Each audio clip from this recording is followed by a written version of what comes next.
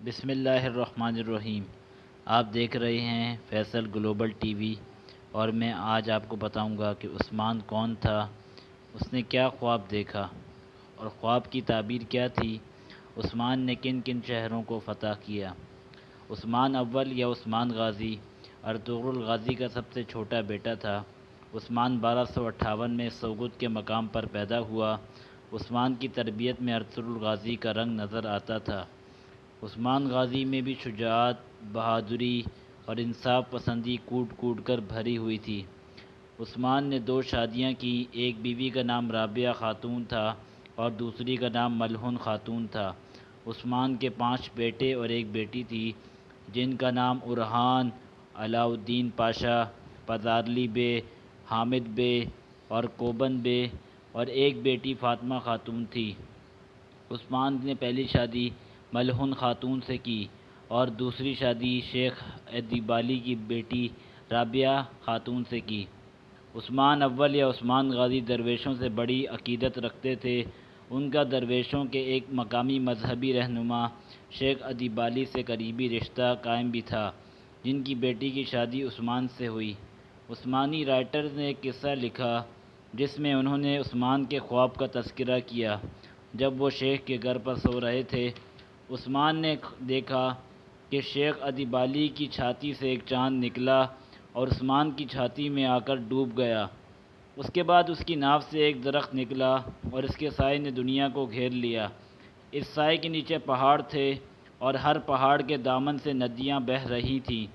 کچھ لوگوں نے ان بہتی ہوئی ندیوں سے پانی پیا، دوسروں نے باغات کو پانی پلایا، جبکہ دوسروں نے چشمے بہنے کی وجہ بنے۔ جب عثمان بیدار ہوا تو اس نے یہ خواب شیخ ادیبالی کو بتایا۔ شیخ نے کہا کہ عثمان تمہیں مبارک ہو، کیونکہ یہ اللہ نے آپ کو اور آپ کی اولاد کو بادشاہت کا عہدہ دیا ہے، اور میری بیٹی ملہون آپ کی بیوی ہوگی۔ یہ خواب سلطنت عثمانیہ کے لیے ایک اہم بنیادی افسانہ بنا، جس نے ایوان عثمان کو زمین پر خدا کی عطا کردہ اختیار سے ہمکنار کیا اور عثمانی کامیابی کی وضاحت کے ساتھ اس کی 15ویں صدی کے سامعین کو مہیا کیا۔ اس خواب میں یہ پوشیدہ تھا کہ اللہ نے عثمانیوں کو زمین پر خود مختاری فراہم کرنے کا وعدہ کیا، اور اس طرح یہ بھی چھپا ہوا تھا کہ عثمان کا فرض تھا کہ وہ اپنی عوام و سلطنت کو خوشحالی فراہم کرے گا۔ عثمان کی جنگی فتوحات۔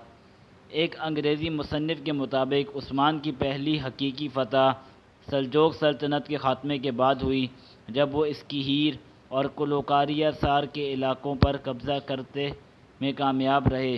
پھر انہوں نے اپنے علاقے میں ایک اہم شہر ینیشیر پر قبضہ کر لیا، جو عثمانی دارالحکومت بن گیا۔